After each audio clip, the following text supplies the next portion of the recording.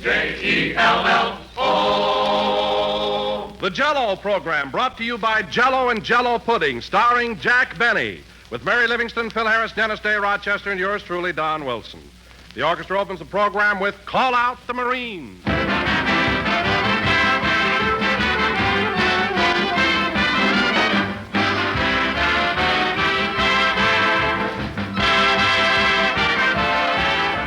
Back in Grandma's day, when Grandma wanted to serve the folks a particularly fine dessert, the dessert she chose was pretty apt to be rich, shimmering Jell-O.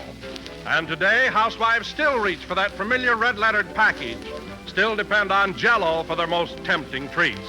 Yes, Jell-O is now more than ever America's favorite gelatin dessert, because Jell-O today is better than ever.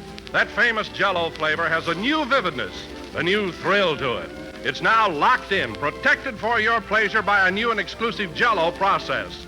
A process that locks Jell-O's intriguing goodness right into the tiny Jell-O particles and gives you an exciting new richness and extra delicious flavor that will have you shouting hurrah for the first time you taste it. But why not prove all this for yourself? Open a package of Jell-O. Notice that there's no sweet, fruity aroma, no sign of escaping flavor. Then dissolve the Jell-O just as you would in making a Jell-O dessert. And notice how the captive flavor rushes out marvelously rich. Ask your grocer for several packages of Jell-O tomorrow and discover for yourself how Jell-O's new process makes Jell-O better than ever.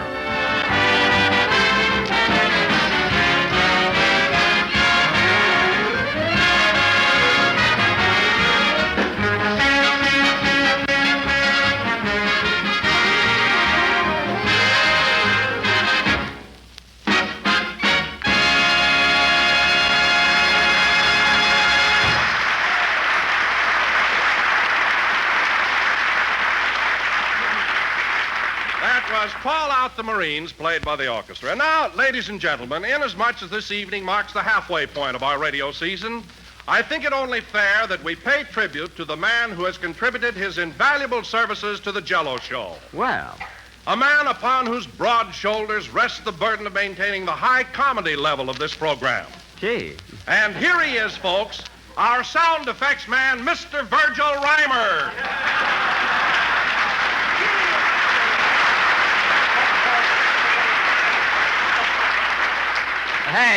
Hey, what is this? Hello again. This is Virgil Reimer talking. And, folks, I want to tell you this is the happiest Wait day a minute. Wait a minute. What's going on here, Don? Well, Jack, I thought the public might be sort of tired of hearing me introduce you week after week. So for a switch, I thought I'd introduce one of the men behind the scenes. Oh, you thought you'd pull a little surprise on your old boss, huh? And you certainly fell for it. I did at that. Well, Don, I've got a little surprise for you, too. Remember one day in New York when I was having lunch with Harry Von Zell? Uh-huh. And you got all upset about it, and I told you not to worry? Yes? Well, knit your eyebrows, brother. The heat's on again.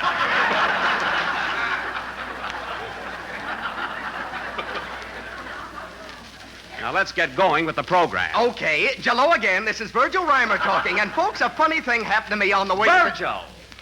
Go away, will you, and stick to your sound effect. Oh, give him a chance, Jack. After all, I introduced him, so let him say a few words. Oh, all right. Go ahead, Virgil, but make it snappy. Thanks, chum. Ladies and gentlemen, a funny thing happened to me on the way to the studio. I was walking down the street.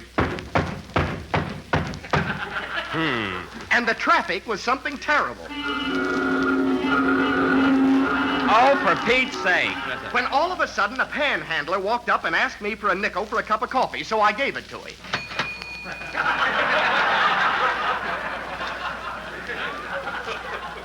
Oh, fine. Now, listen, Virgil. Just then, it started to rain. Rain? It's a wonder it didn't thunder. Now, cut that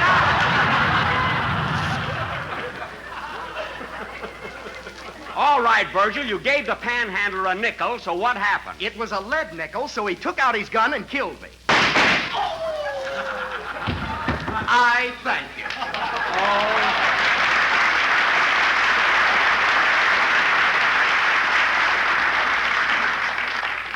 was very clever, Virgil. Now get up off the floor and go back to your clinks and clanks. Oh, hello, Mary. Hello, Jack. What's the sound man doing on the floor? Virgil? Oh, he's just trying to be funny. Everybody working for NBC wants to be a comedian. Well, what's wrong with that? Give the kid a chance. Listen, Mary, comedians are born, not made. Take me, for instance. I got the biggest laughs you ever heard when I was only 3 months old. What'd you do, make off like a fan dancer with your diapers? No, I used to stick my feet in my mouth and roll around like a rubber ball. I can go along with a gag, sister. Jack, you say comedians are born and not made. Now, did you get into show business as a comedian? No. As a matter of fact, Don, I started out as a concert violinist. You started out as a janitor at the Barrison Theater in Waukegan. As a janitor? Yes, I found an old picture of you, and you were holding a broom. I was holding that broom because I was cast as a witch in a Halloween play. That takes care of the broom. Good. Now explain the dustpan.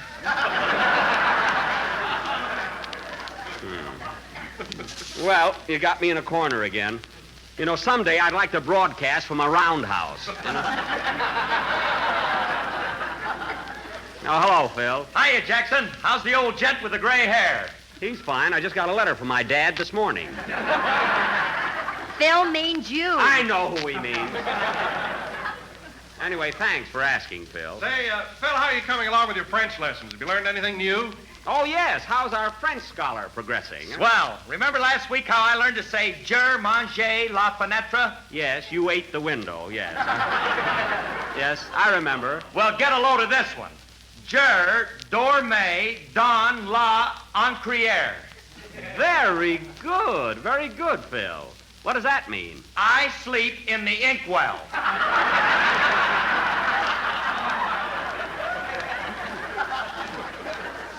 What? What are you talking about? You sleep in the inkwell? He must have had a fight with Alice.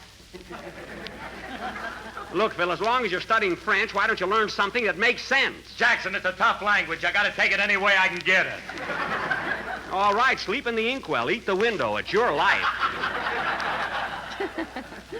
All I ask is that you don't show off when Humphrey Bogart gets here. Humphrey Bogart? Is he going to be on the program tonight? Yes, we're going to finish the murder mystery we started last week. And Bogart has had a lot of experience along that line in pictures, so I thought he'd be just the right guy for my assistant. Let me get this straight. Humphrey Bogart is going to be your assistant?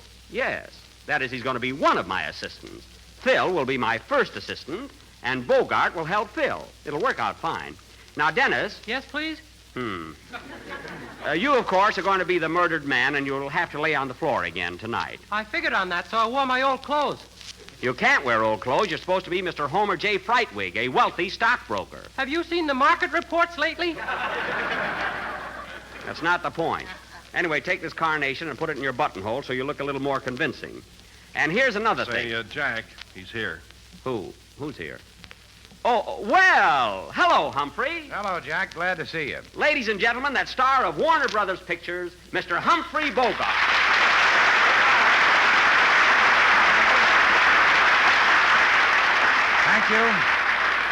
Thank you.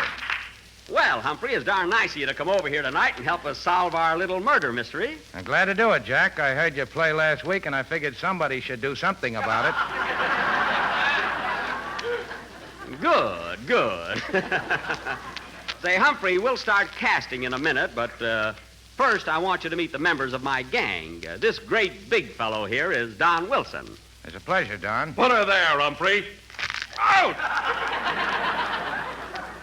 Watch out, Don. He's as strong as a 3-cent cigar. You ought to know. Quiet. And, Humphrey, this is Mary Livingston, our little comedienne. Say something funny for Mr. Bogart, Mary. Oh, shut up.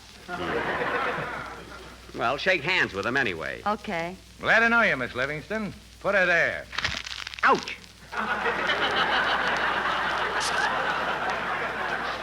Mary. And this is Dennis Day, our young tenor, and Phil Harris, our musical genius. Hiya, fellas. Bonsoir. Come on, Talibou, Humphrey.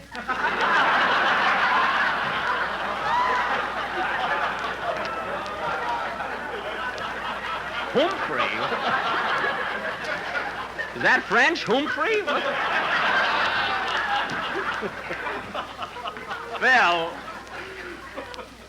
Phil, stop showing off, you know? You know, Mr. Bogart, I took my girl to see you and all through the night, and did you make a hit with her? Did you make a hit? Dennis. Oh, she kind of liked me, eh, kid? Well, she talks out of the side of her mouth now, if that means anything. Well, that's real hero worship. I guess we can get started with the casting, Humphrey. Say, where's Rochester? I'd like to see him. Oh, he won't be with us tonight, Humphrey. He has a cold. He'll be all right next week, though. He's got the strongest cough medicine. Well, let's get started. You've met everybody. What about me? Am I an old shoe or something?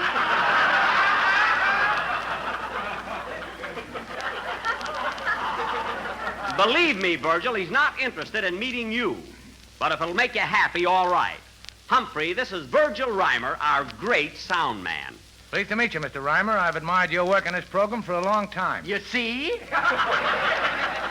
Okay. Now let's get on with our sketch.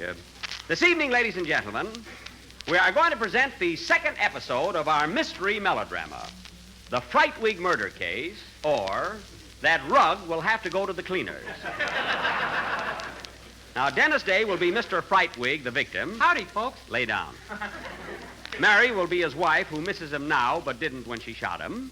And Don, Yes, Jack? you're going to be Jurgen, the butler. Only this week, I wish you'd be a little more highbrow. Can you talk with an English accent? Well, I'll try. Good. Ladies and gentlemen, Ladies. the next time you toddle down to your neighborhood grocer, why don't you ask the clerk for a package of Jell-O? Package? You will find that it comes in 6 terribly divine flavors: strawberry, raspberry, cherry, orange, lemon, and pip-pip.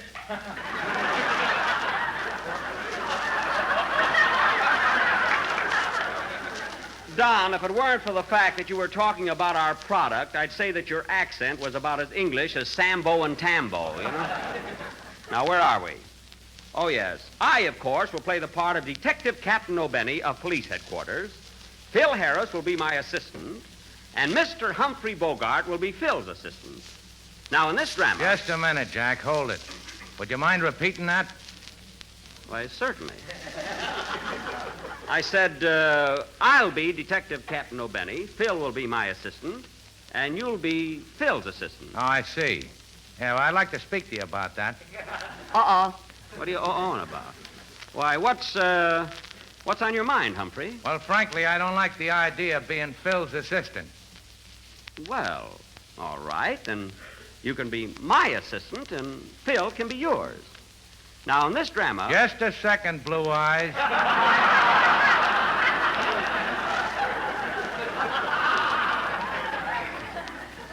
Well, thank you.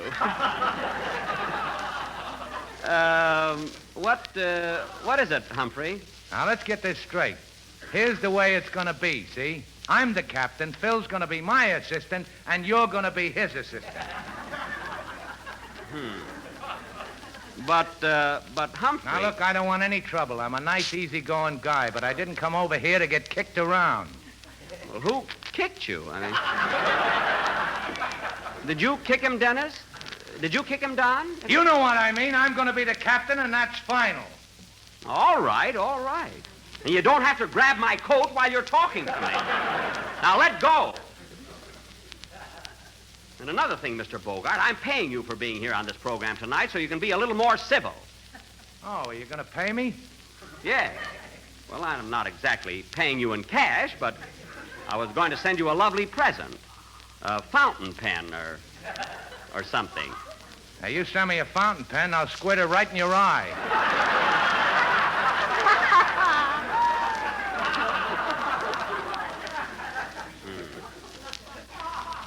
Is that so? Oh, Jack, let him be the captain. What else can I do?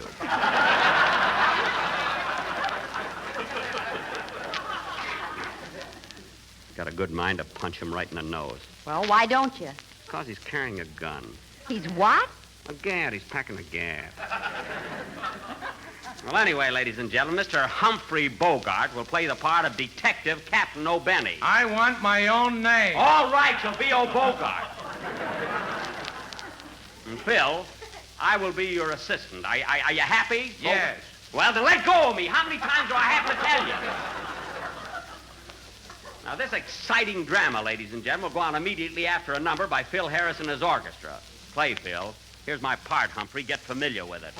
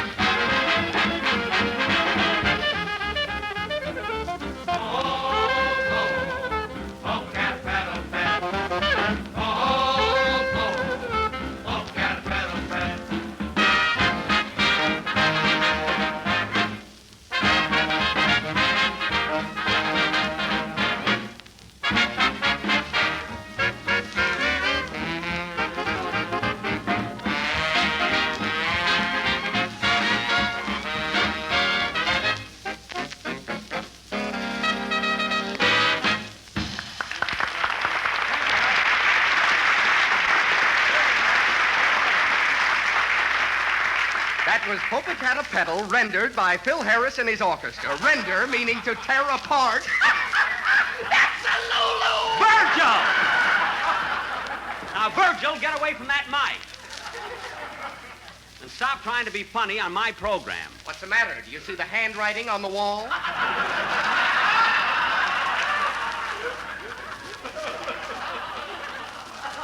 Now, listen, Virgil. Virgil, if I have any more trouble with you, you're getting out of here. And I'd also like to get rid of Bogart. What was that? What did you say? I said when I was a kid, I had a go-kart. Do you mind if I had a little fun?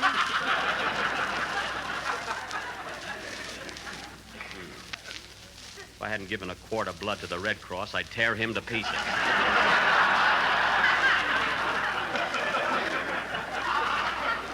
A quart of blood? Yes. You've been down there 10 times and they haven't even found a vein yet. They'll find one, don't worry. Now, settle down, everybody. Let me announce our play. Pardon me, Jack. I'm announcing it. All right, announce it. Boy, I never saw such a ham. Ought to have my head examined for inviting him over here. And will you cut out that mumbling? Listen, I've been talking to myself for 20 years. I'm not going to stop now. Go ahead, announce the play. And now, ladies and gentlemen, we are going to offer the second episode of our mystery melodrama entitled The Frightwig Murder Case, or All Through the Night. Had to give his new picture a plug. I like the picture, though, but what I could have done with his part, boy. Jack, pipe down. Oh, poof. Now, as you may remember, last week, Mr. Homer J. Frightwig was found murdered in his den. He was shot several times. In fact, his chest looked like a well-patronized punchboard. Boy, I'd have gotten a yell with that line. A yell. They'd have screamed at me. Virgil!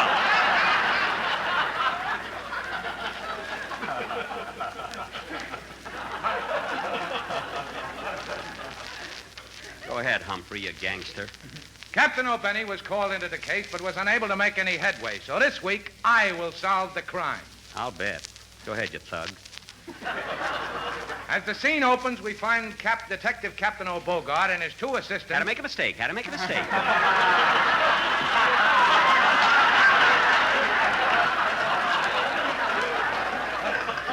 We find Detective Captain O'Bogart and his two assistants. Yeah. In their office at police headquarters. Curtain. Music.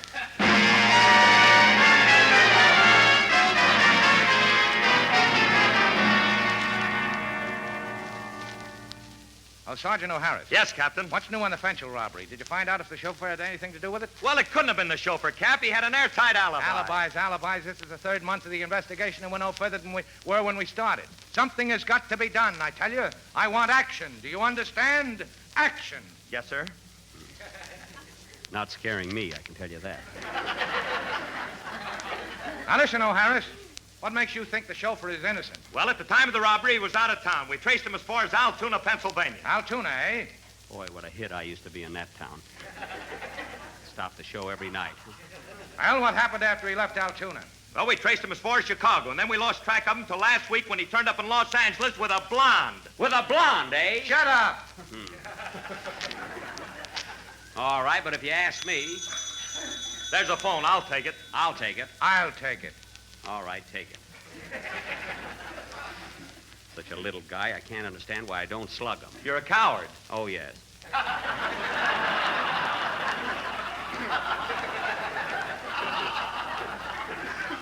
Oh, well. Hello, police headquarters, Captain O'Bogart speaking. Hello, Bogey. This is Mrs. Homer J. Frightwig. Oh, yes. What is it, Mrs. Frightwig? Listen, Cappy, why don't you come over and investigate my husband's murder? It's no use. I can't find any clues. Well, drop in anyway. It's a rainy afternoon. Come on over. Okay, madam. But I'm going to find out who killed your husband. Well, if you're real nice, I'll tell you. Come on over. Yes, ma'am. I'll be there in a few minutes. Swell. Bring some olives. I've got the toothpicks. So long. So long. Who was that, Cap? Yeah, who was it? Fine part I've got.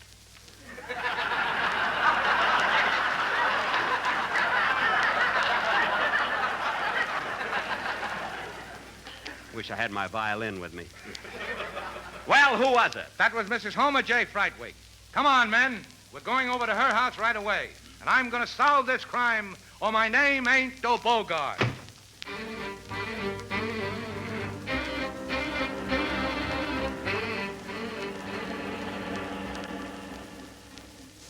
Calling all cars. Calling all cars. Enjoy your ride. You'll soon be walking. That is all.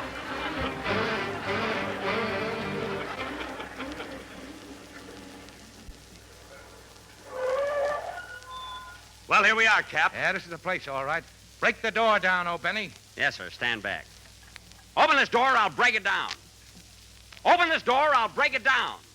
Well, what are you waiting for, Virgil? Break down the door. Please. You won't hear a single splitter until you apologize.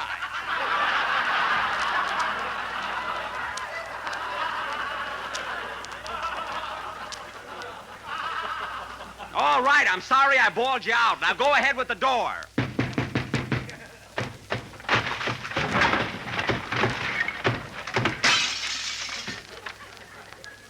Very good.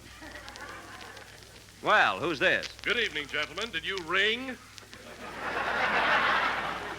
Ring? This guy's the butler, Cap. I know who he is. Now listen, you, where's the body? That ain't a bearskin rug grinning at you. That's Mr. Frightwig, all right. And he's laying there just the way he was shot. Oh, for goodness sake. Some tough guy. I bet anything he faints. What was that? Well, come on, Humphrey. Find out who done it. Just a minute, miss. Who are you? I am Fifi, the French maid. Oh, yeah? Now listen, Fee. My name is Fifi. Well, I'm in a hurry. Sit down, will you? Say, let me talk to her, Cap. I speak the language very fluent. Fluent. Now listen, Fifi, what do you know about this murder? Je ne sais rien du tout de ces meurtres. Je suis seulement la bonne ici. Et naturellement, je ne l'ai pas commis. Oui, oui. Je ne suis en ce pays que fort peu de temps. Et je ne connais pas beaucoup de monde. Je mène une vie solitaire. Oui, oui. J'aimerais bien un rendez-vous avec un Américain. Voulez-vous me rencontrer at the corner of Sunset and Western at 8 o'clock? What'd she say, Harris? I don't know, but I'll be there. So will I. She must have a friend. Fine policeman. Why don't you get on with the case and grill Mrs. Frightwig? Where is she? Here she comes now!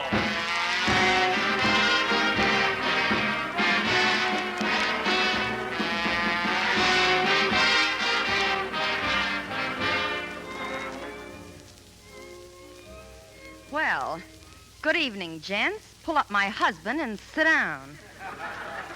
Now, listen, Mrs. Frightwig. You keep out of this. All right. I'm going to take a look around this house, see if I can find some clues. Now tell me, Mrs. Frightwig, what do you know about this murder? Grill me, Cap, grill me. What's on your mind? Now, I want the truth. Did you shoot your husband? Couldn't have been Cupid. There's no arrows in him. I don't believe you killed him, Mrs. Frightwig.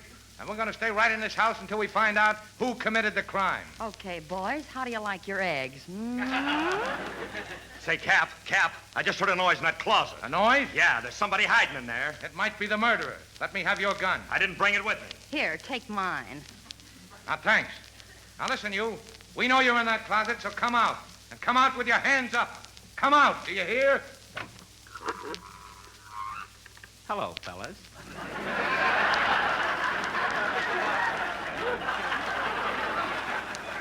Surprised? Oh, it's you. What were you doing in that closet, oh, Benny? I'll tell you what I was doing there. I can't keep it a secret any longer. I committed that crime. I murdered Mr. Homer J. Frightwig. What are you talking about? I killed him, I tell you. Killed him. He was a dirty rat, and he had it coming to him. And I'm glad I did it, I tell you. glad. You did nothing of the kind. You're just trying to build up your part. I am now.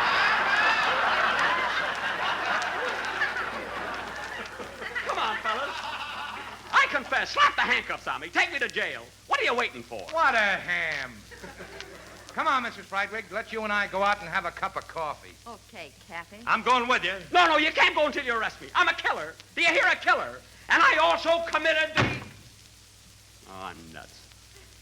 Well, I'll be darned. Hey, where did they go? They went out for some coffee, Mr. Frightwig. Oh, That stupid Bogart doesn't believe I killed you. well, that's the way it goes. Yeah, Say, do you play gin rummy? sure. Well, lay down and start dealing.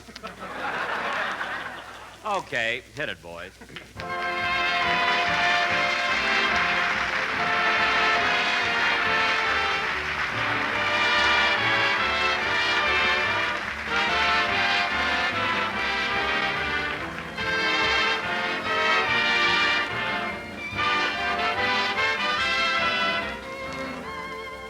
Say, won't you be proud? Won't the family be pleased when you serve this grand dessert? Imperial Peach Mold, a swell Jell-O treat that's bound to win you compliments galore. Yet a treat that's delightfully easy to make. All you do is simply dissolve 1 package of orange Jell-O in 1 pint of hot water and peach juice and chill until slightly thickened.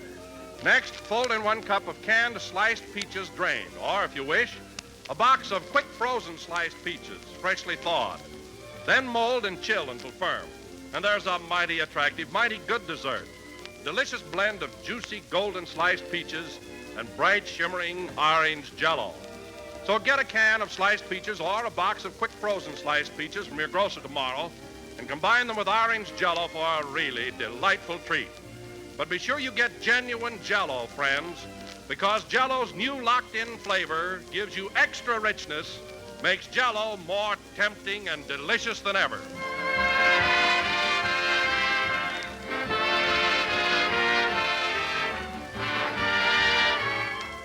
This is the last number of the 18th program in the Courage Jell-O series, and we will be with you again next Sunday at the same time. Well, Humphrey, thanks very much for coming up here tonight. You kind of took over the program, didn't you? I did at that. No hard feelings, Jack. No, you were very amusing. Take him out in the alley and give him a couple of pokes. What was that? I said good night, folks. I always say that. Good night, folks.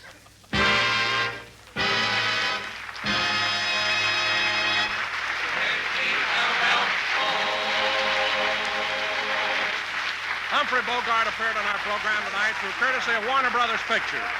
The tune Call Out the Marines is from the picture of the same name. Jell-O puddings, please. Just say that to your grocer tomorrow, friends, and see if you don't make the acquaintance of some of the swellest desserts you ever tasted. Jell-O puddings. Rich, creamy puddings made by the same folks who make Jell-O. There's Jell-O vanilla pudding. Smooth, mellow, and thrillingly rich. Tops for delicate, tempting flavor. And not only grand as a pudding, but perfect as a creamy filling for pies, tarts, and cakes. So tomorrow, when you order Jell-O, get Jell-O puddings, too. They're just like Grandma's, only more so. The Jell-O program came to you from Hollywood. This is the National Broadcasting Company. KFI, Los Angeles.